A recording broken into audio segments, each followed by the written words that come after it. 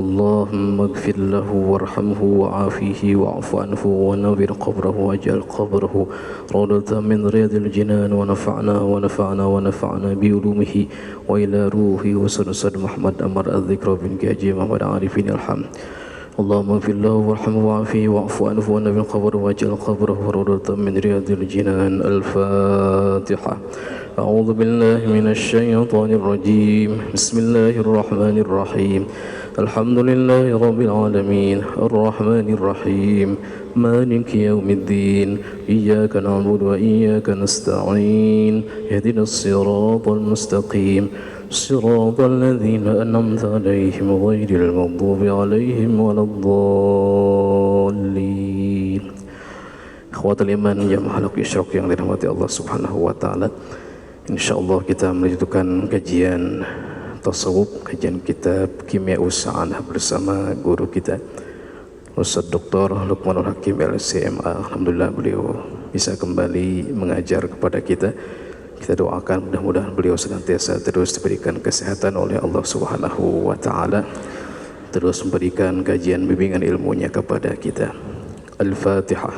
أعوذ بالله من الشيطان الرجيم. بسم الله الرحمن الرحيم. الحمد لله رب العالمين الرحمن الرحيم مالك يوم الدين إياك نعبد وإياك نستعين اهدنا الصراط المستقيم صراط الذين أنعمت عليهم غير المغضوب عليهم ولا الضالين.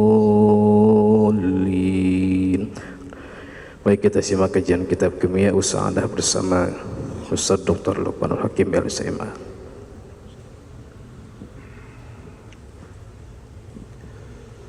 Bismillahirrahmanirrahim. Assalamualaikum warahmatullahi wabarakatuh. Alhamdulillah wassalatu wassalamu ala sayyidina Muhammad ibn Abdullah wa ala alihi wa sahbihi wa man walah. Rabbi shrah li sadri wa yassir li amri wahlul 'uqdatam min lisani yafqahu qawli. Subhanaka la 'ilma lana illa ma 'allamtana innaka antal alimul hakim. Rabbana zidna 'ilma warzuqna fahma wafiqna 'amalan salihan waftah 'alaina futuhil 'arifin. Rabbi yassir wa la tu'assir wa tammim bil khair bi rahmatika ya arhamar rahimin. Amma ba'du, ikhwatal iman jamaah salat subuh yang dirahmati Allah Subhanahu wa taala. Alhamdulillah kita senantiasa bersyukur kepada Allah Subhanahu wa taala,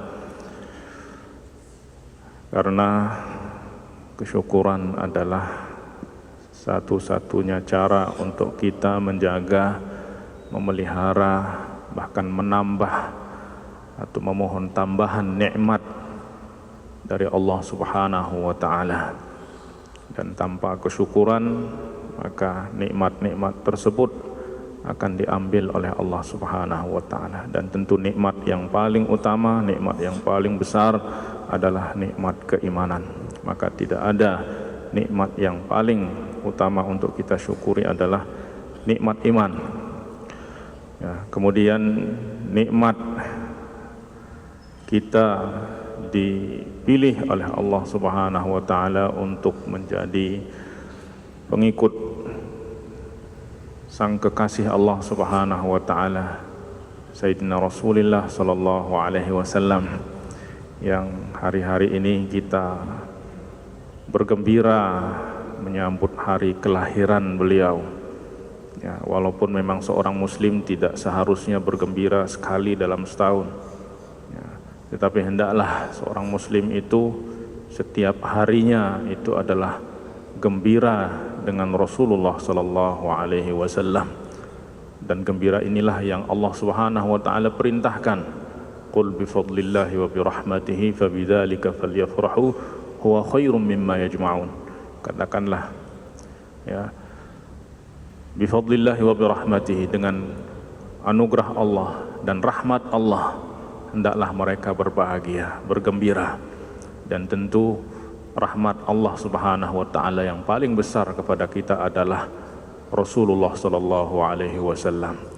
Wa ma arsalnaka illa rahmatan lil alamin. Maka bergembira ya dengan Rasulullah sallallahu alaihi wasallam, bergembira dengan kelahiran Maulid Rasulullah sallallahu alaihi wasallam adalah bergembira yang dipuji oleh Allah Subhanahu wa taala. Baiklah hadirin yang dimuliakan Allah Subhanahu wa taala, kita lanjutkan kembali kajian kitab Kimia Us-Sa'adah, yaitu rumus-rumus kebahagiaan lil Imam Hujjatul Islam Abi Hamid Muhammad ibn Muhammad Al-Ghazali radhiyallahu anhu wa ardah. Qala rahimahullahu ta'ala, nafa'ana bi'ulumihi wa ulumi masyayikhina fid daraini amin. Faslun, mata yuhjabul qalbu an mutala'ati alamil malakut. Kapan hati itu terhijab dari menyaksikan alam malakut. Alam malakut adalah alamul ghaib, ya, lawannya adalah alamul mulk. Al mulku wal malakut. Al mulk, alamul mulk adalah alamus syahadah, yaitu alam yang bisa kita capai dengan indera kita, bisa kita lihat dengan mata. Itu namanya alamul mulk atau alamus syahadah. Tapi alamul malakut adalah alamul ghaib yang tidak bisa dilihat dengan mata zahir, tapi bisa dilihat dengan mata batin atau disebut dengan basirah. Baik. Qal wa'lam annahu ma min ahadin illa wa yadkhulu fi qalbihi al-khatiru al-mustaqim. وبيان الحق على سبيل الإلهام وذلك لا يدخل من طريق الحواس. Jadi pasal ini berbicara tentang hal-hal yang menyebabkan hati terhijab untuk memandang, menyaksikan dan melihat alam malakut. Padahal hati itu berasal dari alamul malakut, ya, dia bukan di alam syahadah, karena hati itu bukan jantung, ya, potongan daging yang ada di dalam dada kita itu, ya, karena itu dimiliki bahkan oleh orang mati pun ada, bahkan binatang pun ada. Nah, tetapi yang dimaksud dengan hati di sini adalah ar-ruh, ya. Hati di sini adalah hati an-nurani, ya, kalau sering kita dengar itu namanya hati nurani. Nah, itulah, ya, dari hati atau al-qalb an-nurani, ya. Nah, hati ini berasal dari alam malakut, alam ghaib. Artinya seharusnya, ya, dia melihat alam ghaib tersebut, ya. Akan tetapi karena terhijab oleh banyak hijab, maka dia terkadang, ya, bahkan tidak dapat melihat alamnya sendiri, ya, betul-betul terpisah dari alamnya sendiri, ya. Nah, ketika hati itu sudah terpisah dari alamnya sendiri, maka dia akan hidup di dalam alam hayawani, ya. Sehingga kehendak hati ketika berada di dalam alam hayawani adalah apa yang dikehendaki oleh hayawan, oleh hewan-hewan. Nah, sehingga manusia ketika sampai kepada tahapan itu sudah tidak dipandang lagi sebagai manusia, bahkan sudah dipandang sebagai hayawan. An'am, ulaika kal an'am. Mereka itu adalah manusia, tetapi apa?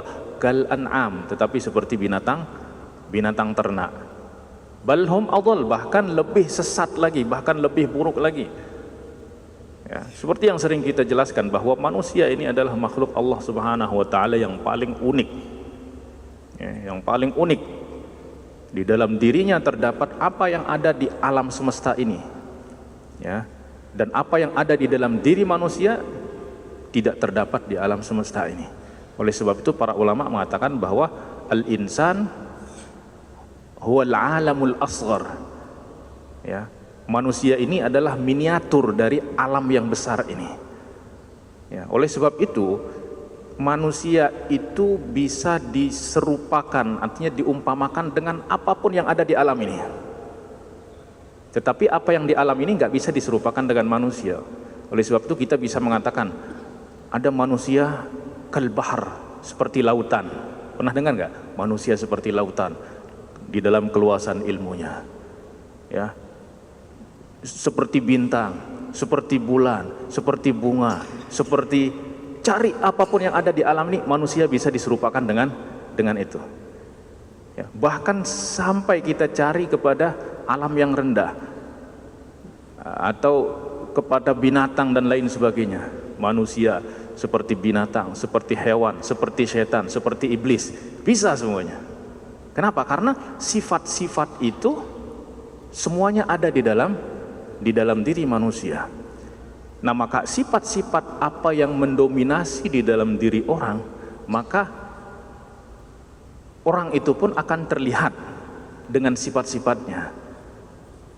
Hakikat orang itu akan terlihat di dalam sifat-sifatnya, sehingga apabila yang mendominasi, ya, sifat-sifat yang mendominasi dalam diri seseorang adalah sifat-sifat hayawan, maka dia akan dipandang seperti hewan, seperti binatang ternak, seperti binatang buas dan lain sebagainya. Ya, bahkan lebih daripada itu, apabila sifat-sifat yang mendominasi di dalam diri manusia itu adalah sifat-sifat syaitan, sifat-sifat iblis, maka orang pun akan melihat bahwa manusia itu adalah iblis dan syaitan. Ya. Bahkan ada orang yang kalau kita lihat datang dari jauh itu udah a'udzubillahi minasyaitonirrajim. Padahal manusia mungkin sangat tampan, tetapi ketampanannya itu udah nggak kelihatan, udah. Yang kelihatan itu adalah setannya. Kenapa? Karena sifat itu yang mendominasi dirinya. Nah, maka hati itu apabila terhijab dari hakikat dirinya, maka yang terjadi adalah musibah-musibah. Ya. Kenapa? Karena hati tidak dapat berfungsi dengan fungsinya yang sebenarnya, yaitu apa? Mengenal Allah Subhanahu wa taala. Bersifat seperti sifat Allah Subhanahu wa taala, bersifat seperti sifat-sifat malaikat, berada di dalam ketinggian akhlak. Ya.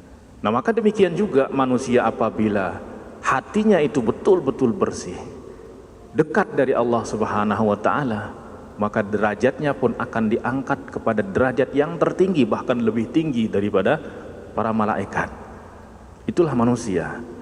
Nah, maka pertanyaan Imam Al-Ghazali, mata yuhjabul qalbu an mutala'atil ghaib, ini menunjukkan pertanyaan ini yang sebenarnya menyatakan bahwa pada asalnya, ya, hati itu dari alam ghaib, dari alam malakut, dan tentu dia pasti melihat alam tersebut. Tetapi kapan dia terhijab dari alamnya? Nah, maka inilah yang akan dibahas oleh Imam Al-Ghazali. Beliau mengatakan, wa'lam annahu ma min ahadin illa wa yadkhulu fi qalbihi al-khatirul mustaqim. Ketahuilah bahwa tidak sesungguhnya, bahwasanya tidak ada seseorang pun kecuali masuk ke dalam hatinya khatir al-mustaqim. Ya, khatir kalau kita terjemahkan itu seperti lintasan-lintasan. Ya, artinya suatu perbuatan, ya, atau bahkan lebih daripada itu, akhlak, sifat, perbuatan, dia tidak akan menjadi perbuatan kemudian menjadi sifat, menjadi akhlak, menjadi karakter, kecuali sebelumnya diawali oleh khawatir, oleh lintasan-lintasan. Ya. Yang lintasan-lintasan ini kemudian apabila menguat menjadi kehendak, kemudian menjadi keinginan, menjadi tekad, menjadi perbuatan itu apabila terulang-ulang menjadi kebiasaan itu akan menjadi sifat dan karakter. Nah, maka apabila khatir tersebut adalah khatir yang baik, maka akan melahirkan perbuatan baik, kemudian sifat baik, kemudian akhlak yang baik. Ya. Nah, maka hati ini adalah sesuatu yang sangat luar biasa, ya. Nah, bahkan sebelum khatir ini ada lagi sebelumnya, ya, yaitu namanya hajis, ya, disebut di dalam bait di dalam bait manzumah atau dalam bait syair, maratibul qasdi khamsun, tingkatan dari keinginan itu ada 5. Artinya sebelum dia jadi perbuatan, ya, tentu ada keinginan dulu. Tidak mungkin orang berbuat tanpa keinginan, ya, kecuali orang yang memang tidak ada akal berbuat, ya, mengikut kepada, ya, tanpa ada keinginan, ya. Nah, ada 5 tingkatan. Yang pertama adalah maratibul qasdi khamsun, hajisun dzakaru. Yang pertama adalah hajis namanya.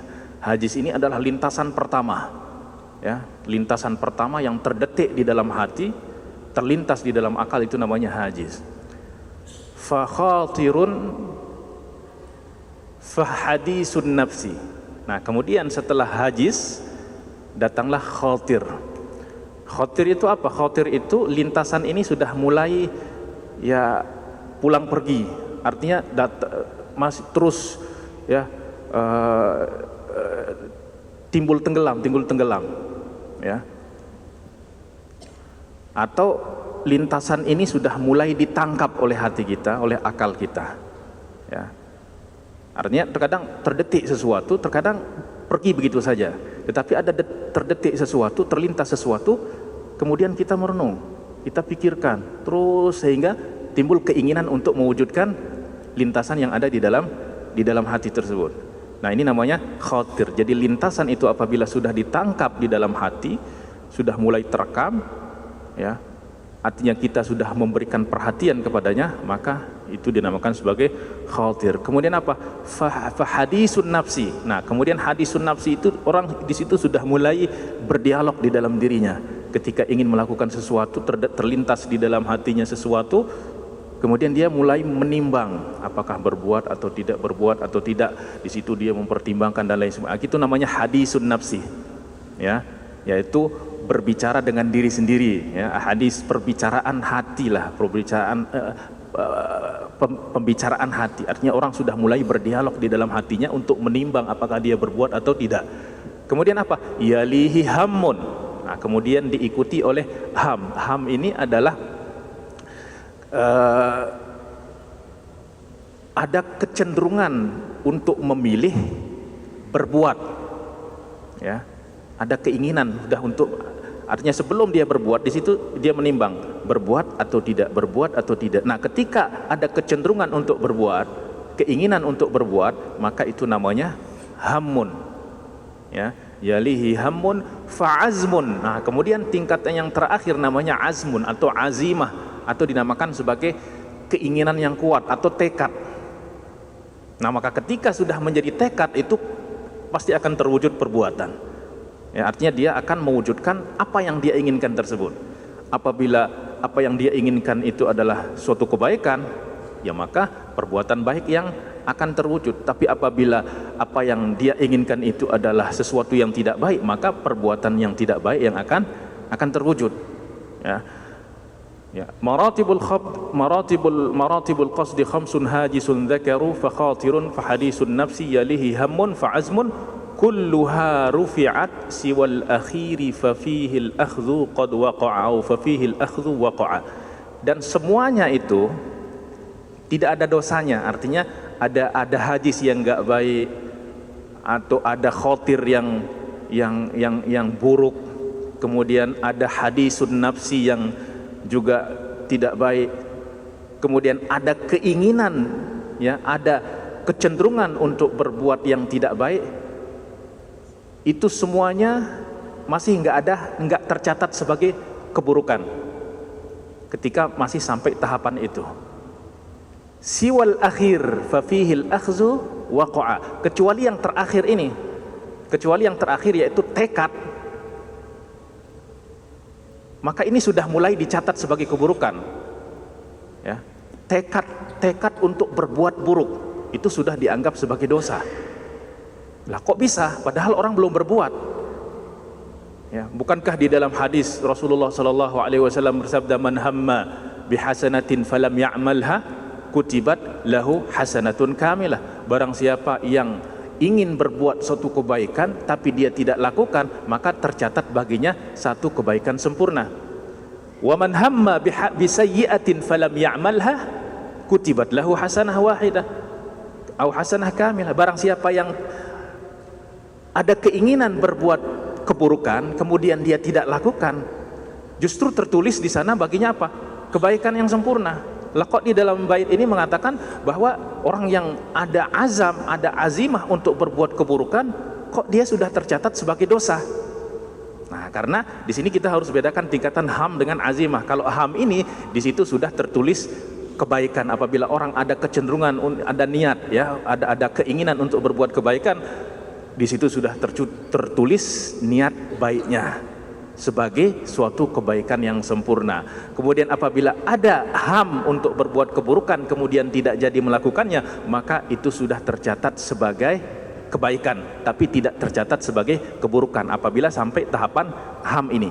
Tapi kalau sudah azimah atau sering dibahasakan dengan haris, sudah memiliki keinginan yang kuat yang pasti dia akan melakukan, maka di situ belum melakukan perbuatan buruk pun dia sudah tercatat sebagai dosa. Ya, dalilnya apa? Dalilnya di dalam hadis Rasulullah sallallahu alaihi wasallam. Ya, dalam hadis Rasulullah sallallahu alaihi wasallam beliau bersabda, "Idza iltaqal muslimani bi sayfihima fal qatilu wal maqtulu finnar." Apabila dua orang muslim bertemu dengan pedang, artinya apa? Berkelahi dengan pedangnya, maka yang terbunuh dan yang dibunuh finnar, masuk dalam neraka. Ya, lah. Kalau yang membunuh masuk neraka, masuk akal. Tapi kok ini yang terbunuh juga masuk dalam api neraka? Sahabat heran, ya Rasulullah. Ya. Kenapa kok yang terbunuh juga masuk dalam api neraka padahal dia tidak membunuh? Jawaban Rasulullah apa? Li'annahu kana harisan ala qatli akhihi. Sebenarnya dia juga punya keinginan keras untuk membunuh saudaranya, tapi keduluan dibunuh. Artinya kalau dia punya kesempatan, dia pun akan membunuh. Maka kedua-duanya berada di dalam api neraka. Ini kalau sudah keinginan sampai tahapan ini, keinginan baikkah, keinginan buruk, kedua-duanya sudah ya mendapatkan balasan yang sesuai dengannya dari Allah Subhanahu wa taala. Nah, jadi khatir ini sebenarnya bukan sesuatu yang sederhana. Ya, segala sesuatu yang besar ya di dalam wujud ini yang diwujudkan oleh manusia berawal dari lintasan pikiran-pikiran, ya. Ide-ide itu muncul dari apa? Ada terdetik di dalam hati kita sesuatu itu, kemudian dikelola di dalam hati kita oleh akal kita, semua bekerja menimbang dan lain sebagainya. Baru setelah itu akal ketika menentukan ini baik, maka dia memilih baik, kemudian dia itu diantar kepada hati, kemudian hati menginstruksikan kepada seluruh anggota tubuh untuk melaksanakannya, maka terwujudlah perbuatan baik misalnya. Ya, kemudian perbuatan baik ini terus berulang, maka akan menjadi kebiasaan. Kebiasaan ini akan menjadi sifat dan sifat ini akan menjadi akhlak. Oleh sebab itu, itulah sebabnya seorang muslim itu seorang yang ya betul-betul menginginkan kebaikan, maka dia tidak akan membiarkan semua yang masuk ke dalam hatinya begitu saja, ya.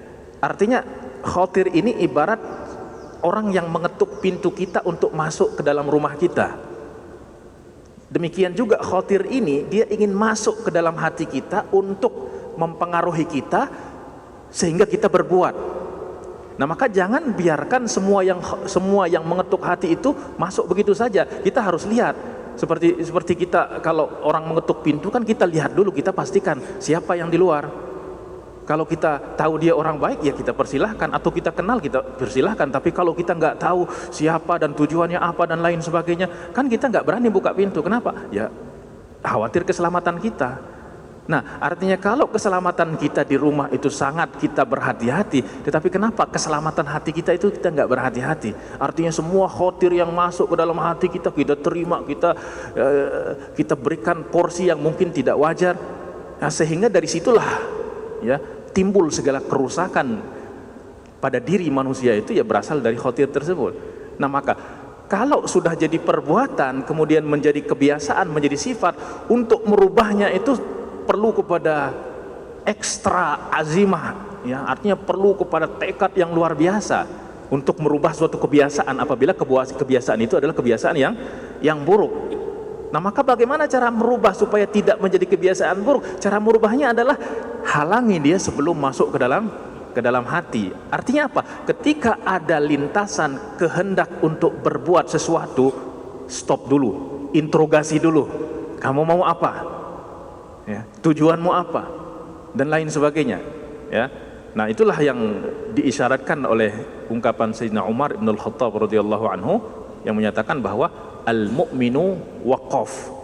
Orang mukmin itu senantiasa berhenti. Artinya apa? Setiap ingin melakukan sesuatu, ada lintasan, ada ide, ada pikiran dan lain sebagainya, dia berhenti dulu. Artinya enggak langsung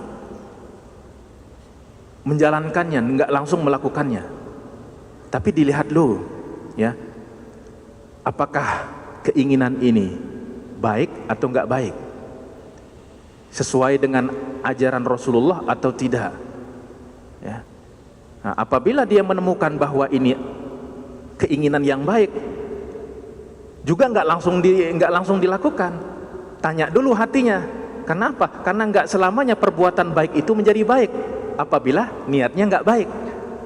Maka dilihat dulu tujuan kamu ingin berbuat apa. Apabila perbuatan baik tujuannya enggak baik, maka stop dulu. Tapi kalau ada keinginan baik, perbuatan baik, niatnya juga baik, amdahu, maka dijalankan.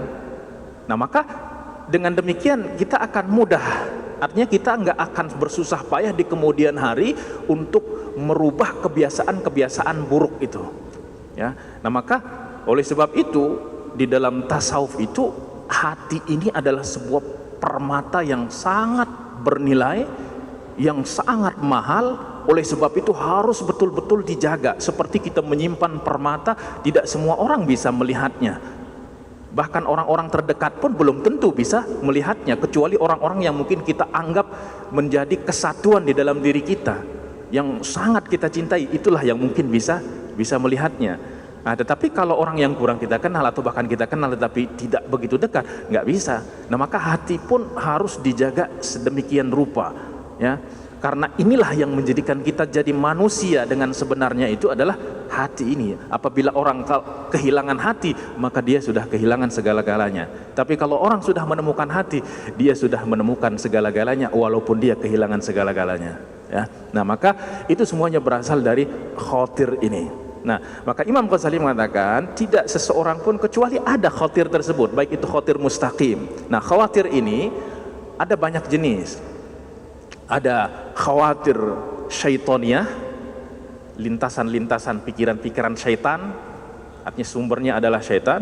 Kemudian ada khawatir nafsaniyah, ya, ada lintasan-lintasan dari nafsu, bisikan-bisikan nafsu, ya. Jadi khawatir syaitaniyah ini namanya bisikan-bisikan syaitan. Khawatir nafsaniyah, bisikan-bisikan nafsu. Lah, apa bedanya bisikan nafsu dengan bisikan syaitan? Ya. Bisikan nafsu, ya. Bisikan nafsu itu artinya apa? Kita menginginkan sesuatu, ya. Maka akan terus dihiasi sesuatu tersebut oleh nafsu kita sehingga kita betul-betul mewujudkannya, ya. Tetapi kalau kita gunakan akal, misalnya ada orang yang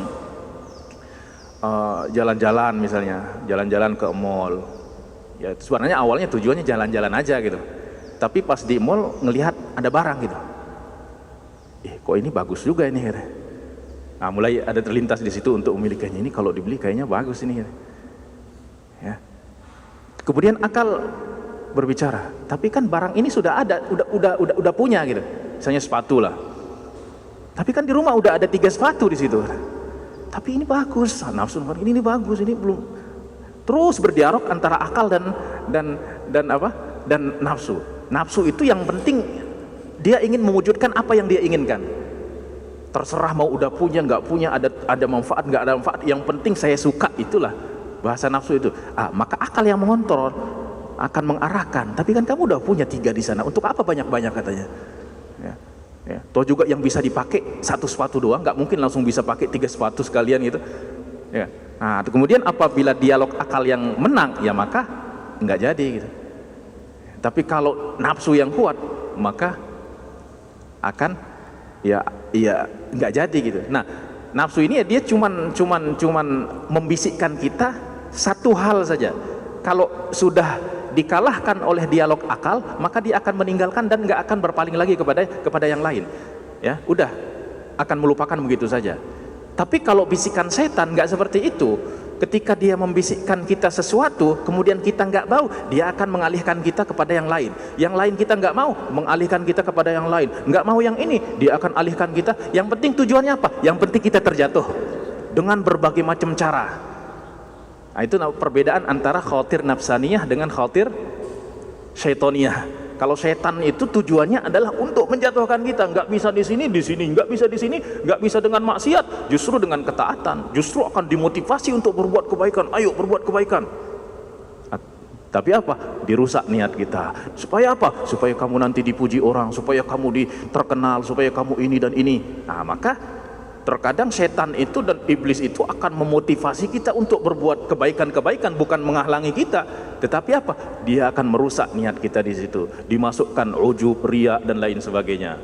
Nah, maka seorang muslim itu dia harus cerdas. Ya, oleh sebab itu harus memiliki cahaya di dalam hati yang dengannya dia bisa membedakan mana khawatir nafsaniyah, mana khawatir syaitoniyah, mana khawatir malakiyah, yaitu bisikan-bisikan dari malaikat, ya, yang berupa mengajak kepada kebaikan-kebaikan. Ya. Nah, ini di sini orang sering tertipu antara bisikan syaitoniyah dengan bisikan malakiyah ini. Kenapa? Karena tidak selamanya tadi syaitan itu membisikkan keburukan-keburukan, tapi juga dia mendorong kita untuk berbuat kebaikan-kebaikan. Nah, maka di sini sangat tipis perbedaannya antara di dalam hal ini itu sangat tipis perbedaannya antara khawatir syaitoniyah dengan khawatir malakiyah apabila kita tidak dapat membedakannya. Tidak memiliki sesuatu yang dinamakan di dalam hati itu al-furqan, yang dengannya kita membedakan mana yang hak, mana yang batil, mana yang benar dan mana yang tidak benar. Ya. Kemudian ada khawatir, namanya khawatir al-haq, khawatir yang datang dari Allah yang disebut dengan ilham, yang diberikan kepada seseorang langsung ke dalam hatinya tanpa perantara. Ya. Nah, maka hati ini adalah sesuatu yang ajaib. Ya, maka kalau kita tidak mempelajari ilmu hati ini, subhanallah, kita nggak akan bisa bedakan mana nafsu, mana syahwat, mana kehendak, mana ini, mana bisikan setan, mana bisikan malaikat, mana bisikan nafsu dan lain sebagainya. Sehingga orang akan terjerumus di dalam berbagai macam keburukan-keburukan, ya. Tetapi dia memandang bahwa apa yang dia lakukan itu adalah kebaikan, ini yang lebih berbahaya. Dia melakukan keburukan tetapi menganggap bahwa apa yang dilakukan itu adalah kebaikan. Ya, seperti yang dijelaskan di dalam Al-Qur'an, wa idza qila lahum la tufsidu fil ardi qalu innama nahnu muslihun. Apabila dikatakan kepada mereka jangan berbuat keburukan, mereka mengatakan, lah siapa yang berbuat keburukan? Kami berbuat kebaikan. Kami adalah revolusioner, kami adalah ini dan lain sebagainya. Ya, tujuan kami adalah kedamaian, tetapi dengan menghancurkan alam, subhanallah. Itu artinya apa? Udah hatinya itu udah nggak benar. Sehingga di dalam memandang segala sesuatu itu udah terbalik. Yang kebaikan dianggap keburukan dan keburukan dianggap sebagai kebaikan. Nah, maka itu hati kalau sudah betul-betul terhijab dari hakikat dirinya, dari alamnya sendiri, maka yang terjadi adalah musibah di dalam kehidupan manusia. Ya. Nah, maka Imam Ghazali tadi menyatakan bahwa tidak ada seseorang pun, ya, kecuali di dalam hatinya itu ada khawatir tadi, ya, khawatir mustaqim, ya, khawatir mustaqim, ya. Wa bayanul haqqi ala sabilil ilham wa dzalika la yadkhulu min tariqil hawas. Nah, ya, khawatir tadi, ya, itu dia tidak masuk dari apa? Dari hawas, dari panca indera. Ya, walaupun memang gerbang utama dari segala apa yang dikehendaki oleh hati itu memang indera kita, karena apa yang kita dengar masuk dalam hati, ya enggak? Apa yang kita lihat masuk dalam hati. Ya, kemudian itu mulai terfikir, mulai tertarik dan lain sebagainya. Nah, tetapi bisikan-bisikan itu ya memang dia bukan masuk melalui pintu mata, pintu telinga, pintu hawas dan lain sebagainya. Bal yadkhulu fil qalbi, tetapi dia masuk ke dalam hati. Wala yu'rafu min aina ja'a, dan tidak dapat diketahui dari mana dia datang. Nah, li'annal qalba min alamil malakut, karena hati itu memang berasal dari alam al malakut. Wal hawasu makhluqatun li hadzal alam, sementara indera kita ini diciptakan untuk berinteraksi dengan alam luar ini. Ya, dia tidak ada hubungan dengan alam dalam atau alam ghaib. Ya, walaupun memang hubungan antara alam malakut dan alam mulk ini ya sangat kuat. Artinya apa? Alam mulk ini adalah pintu masuk menuju alam malakut.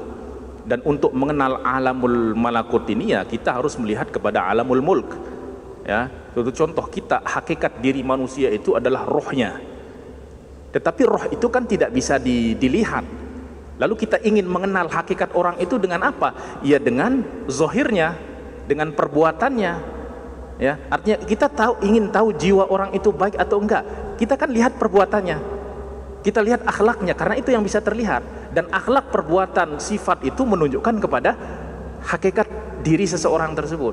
Nah, perbuatan zahir kita ini alam mulk, tetapi untuk melihat apa yang ada di dalam ya kita harus melihat ke luar ini, ke alam mulk ini, ya. Sehingga kenapa? Karena alam, artinya apa yang ada di dalam diri seseorang itu pasti akan terlihat di luar. Apa yang ada di dalam hatinya akan terlihat dari ucapannya, dari perbuatannya, dari tingkah lakunya dan lain sebagainya. Artinya kalau jiwanya baik, hatinya bersih, ruhnya suci, maka dari mulutnya tidak akan keluar kecuali kata-kata yang baik, hikmah, kebijakan dan lain sebagainya. Tangannya pun tidak akan berbuat kecuali perbuatan baik. Kakinya pun tidak akan melangkah kecuali menuju kebaikan. Perutnya pun tidak akan memakan kecuali ya yang halal dan lain sebagainya. Matanya tidak akan memandang kecuali kebaikan, telinganya tidak akan mendengar kecuali kebaikan. Maka itu menunjukkan bahwa jiwanya adalah jiwa yang bersih. Tapi kalau jiwa itu sudah kotor, sudah rusak, ya maka mulut pun rusak, perbuatan pun rusak, kaki pun akan melangkah kepada kerusakan-kerusakan. Ya, perut pun tidak akan masuk kecuali yang haram, telinga pun tidak mendengar kecuali yang dilarang, mata pun tidak memandang kecuali yang haram dan seterusnya. Maka itu menunjukkan bahwa jiwa itu yang berasal dari alamul ghaib, alamul malakut itu sudah rusak. Ya, nah maka alamul mulk ini adalah mir'ah, cermin bagi alam al ghaib. Dan kita tidak bisa melihat alam ghaib ini ya kecuali melalui cerminan alam al mulk ini. Ya, nah, wal hawasu makhluqatun li hadzal alam, ya, dan indera kita ini ya diciptakan untuk berinteraksi, untuk melihat kepada alam yang zahir ini, yaitu alam al-mulk, ya. Nah, tetapi antara hawas dan hati itu dia punya kerja, artinya punya kerja sama. Ketika mata memandang, maka apa yang dia pandang itu masuk ke dalam hati, sehingga hati melihat makna yang dibalik apa yang dia pandang tersebut. Misalnya contoh, mata ini memandang kepada zat yang bersifat cair yang disebut dengan air, itu bisa dilihat oleh mata. Tetapi di balik air ini kan ada makna, ya enggak? Air ini ya bukan hanya sekedar cairan, tetapi dia berfungsi untuk apa? Fungsinya itu kan nggak kelihatan. Bisa kita lihat nggak fungsi air ini? Nggak bisa. Kalau ya nggak bisa kita lihat. Dengan apa kita bisa melihat apa yang ada di balik air ini? Makna-maknanya ya dengan hati, dengan akal. Air ini ya adalah sumber dari kehidupan. Kalau nggak ada air ya maka semua akan kering, semua akan mati dan lain sebagainya. Ya. Wa ja'alna minal ma'i kulla syai'in hayy. Dan itu semuanya makna-makna itu dilihat oleh hati, ya. Nah, maka itulah sebabnya tadabbur itu adalah kita melihat kepada alam semesta untuk mencari, ya, makna-makna yang ada di balik semua itu yang akan mengantarkan kita menuju kedekatan dari al-hadrah al-ilahiyah, di mana di sana kita melihat kekuasaan Allah Subhanahu wa taala, keagungan kekuasaan Allah Subhanahu wa taala, ya, sehingga orang yang hatinya itu sudah terbuka, setiap apa yang dia lihat itu dia akan mengatakan subhanallah, subhanallah. Karena dia tidak hanya melihat kepada benda, kepada materi, tapi dia melihat kepada bahwa semua itu adalah tanda-tanda dari kebesaran Allah Subhanahu wa taala. Ya, melihat kepada air, subhanallah. Bayangkan kalau enggak ada air, Allah enggak ciptakan air ini, berarti enggak ada kehidupan. Di dalam Al-Qur'an Allah Subhanahu wa taala berfirman, "Wa ja'alna minal ma'i kulla syai'in hayy." Kita lihat pohon yang subur dan lain sebagainya, coba kita putuskan airnya, kering kerontang begitu saja. Ya, begitu kita siram langsung mekar. Subhanallah. Subhanallah, kok bisa gitu? Ya. Nah, maka itu semuanya, ya, yang mengolah air ini untuk bisa seperti itu adalah tentu ada kekuasaan yang luar biasa di balik itu. Nah, itu hanya baru satu sampel.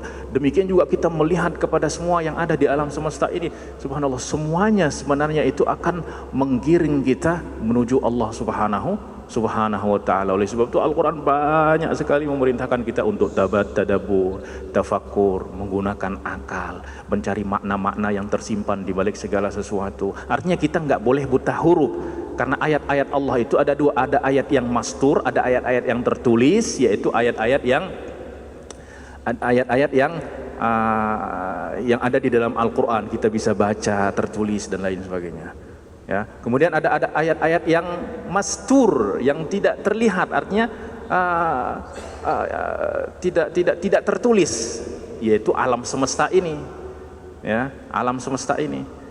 Nah, maka sebagaimana orang kalau buta huruf dia tidak akan bisa membaca, tidak akan bisa menangkap makna-makna yang ada di dalam tulisan tersebut. Orang nggak bisa membaca tulisan Arab, maka dia akan melihat tulisan Arab itu ya seperti benang-benang yang nggak tahu ujung pangkalnya. Dia tidak akan dapat menangkap makna yang ada di balik itu gitu. Nah, maka demikian juga orang kalau buta hati itu, ya, alam semesta ini ya hanya sekedar ciptaan begitu saja, benda-benda yang tidak memiliki makna. Kenapa? Karena buta huruf, artinya hatinya itu buta untuk bisa membaca makna-makna yang ada di balik tulisan-tulisan ilahi yang terhampar di alam semesta ini. Sebagaimana orang yang buta huruf tidak akan dapat membaca apa yang ada di dalam tulisan itu, sehingga nggak akan mengetahui ada isyarat-isyarat apa, makna-makna apa yang tersimpan di baliknya. Ya. Nah, maka apa yang menghijab hati dari alamnya sendiri, yaitu, ya, diri manusia itu sendiri, yaitu yang dinamakan dengan nafsu, ya, nafsu. Nah, maka apabila nafsu itu sudah menutupi hati, maka hati benar-benar akan terisolasi dari alamnya sendiri, ya, dari sifatnya sendiri, ya, dan akan memiliki sifat-sifat dan akan bersifat dengan sifat-sifat hewan, binatang, setan dan lain sebagainya. Ya. Sedikit lagi. Falidzalika yakunu hijabahu an mutala'ati dzalikal alam idza lam yakun farighan min syughlil hawas. Nah, artinya terkadang hawas kita, indera kita ini juga penghalang, ya, bagi hati untuk melihat kepada alam al-malakut ini. Apabila kita hanya sibuk memperhatikan, artinya hawas ini juga ya gambaran tentang alam luar kita. Artinya kalau kita hanya sibuk memperhatikan zahir kita, fisik kita, perut kita, jadi tujuan hidup itu hanya makan, minum, tidur, kawin, makan, minum, tidur, kawin, ya bagaimana bisa melihat apa yang ada di balik alam semesta ini? Enggak bisa, ya, karena terhijab oleh nafsu, terhijab oleh kesibukan. Artinya hati di situ sudah sibuk untuk mengurus, ya, urusan fisik saja, urusan nafsu, urusan syahwat saja, sehingga dia tidak dapat menjalankan tugasnya sendiri. Ya, karena sebenarnya tugas hati, tugas roh ini adalah membawa, menggunakan jasad ini untuk beribadah kepada Allah Subhanahu wa taala. Kita sholat dibawa ke masjid, mau berhaji dibawa ke Mekah, mau bersedekah digerakkan hati ini untuk, itu tujuan hati sebenarnya. Itu apabila hati yang berkuasa, apabila hati itu bersih. Tapi kalau sebaliknya hati itu enggak memiliki kuasa, tapi yang berkuasa adalah nafsu, maka hati, jiwa dan roh kita ini akan dimanfaatkan oleh syahwat, tuntutan, ya. Sehingga apa? Sehingga roh ini akan dimanfaatkan oleh nafsu untuk memenuhi kepuasan-kepuasan dirinya, sehingga roh akan menjadi budak bagi nafsu syahwat. Ya, sehingga apabila roh sudah menjadi budak bagi nafsu dan syahwat, maka roh ini akan berada di dalam kesesatan yang nyata. Nah, maka misi hati yang paling utama adalah membawa jasad ini, ya, menuju ketaatan-ketaatan kepada Allah Subhanahu wa taala. Intinya ingin membawa jasad ini masuk ke dalam surga. Itu apabila hati kuat, apabila hati bersih. Tapi sebaliknya kalau hati itu lemah, ya maka dia akan dimanfaatkan oleh nafsu syahwat dan pada akhirnya akan dijerumuskan masuk ke dalam api neraka. Maka siapa yang kuat, dialah yang akan dapat menarik. Ya, kalau hati yang kuat, maka hati ini akan mengangkat fisik ini menuju ketinggian-ketinggian, keluhuran-keluhuran, kemuliaan-kemuliaan. Tapi kalau hati itu lemah, ya, jiwa itu lemah, roh itu lemah, maka dia akan dijatuhkan ke dalam alam yang sangat rendah sekali. Laqad khalaqnal insana fi ahsani taqwim summa radadnahu asfala safilin. Bahkan lebih rendah daripada yang paling rendah. Ya, yang paling rendah adalah iblis, tapi manusia lebih rendah lagi. Innal munafiqina fid darkil asfali minan nar. Berarti maknanya paling rendah lagi. Siapa itu? Ya orang-orang manusia. Ya, fid darkil asfal. Ya, itu kapan? Apabila hatinya sudah tidak berfungsi lagi. Apabila orang sudah kehilangan jati dirinya, kehilangan dirinya sendiri, maka dia sudah kehilangan segala-galanya. Ya. Baiklah hadirin yang dimuliakan Allah Subhanahu wa taala. Ya. Sekali lagi bahwa hati adalah permata yang Allah Subhanahu wa taala titipkan di dalam diri kita. Ya, maka jangan sampai hilang. Ya. Jangan sampai tenggelam di dalam lumpur nafsu, syahwat dan lain sebagainya. Kalaupun sudah mulai tertimbun, maka kita harus menggalinya, mencarinya sampai ketemu. Dan apabila sudah ketemu, maka pegang erat-erat dan jangan sampai dilepaskan kepada nafsu, bahkan kepada syaitan.